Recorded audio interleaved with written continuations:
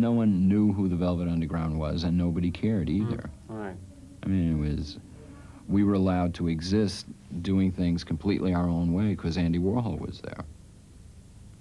And that's why the Velvet Underground's first record is, in the studio, people who normally would have tried to change things didn't, because Andy said, oh, that's great. So since Mr. Warhol said it's great, they didn't touch anything. Right. So we experienced right off the bat doing things our own way and knowing we were right and being able to do it. Because we would meet engineers who would say to us, you can't pay me enough to listen to this shit. Okay. I'm leaving, and when you're done, yeah, we did Sister Ray.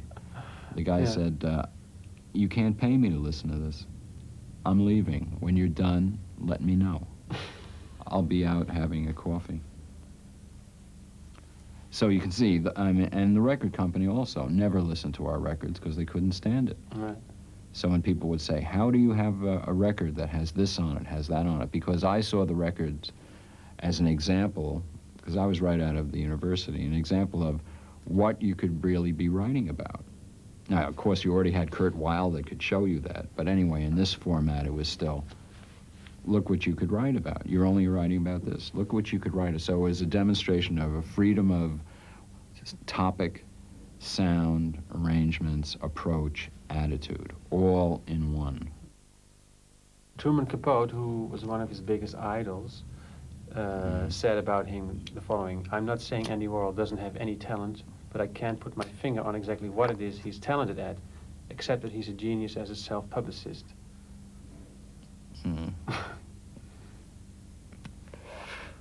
Well, if you ever saw Andy draw, he was really great at that. Or put colors together. He was really great at that. He had a talent for making things happen. If Andy wasn't around, nothing would get done. It's just chaos. But if Andy was there, with all this going around, these amazing things would come out of it. I've never seen anything like it. It was amazing. You know, you'd really want Andy to be there, because if Andy wasn't there, nothing would happen.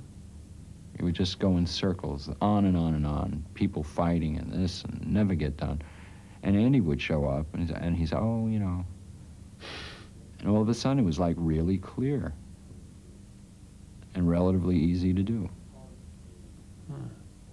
Really, I mean, he was something else. I mean, he was very strong.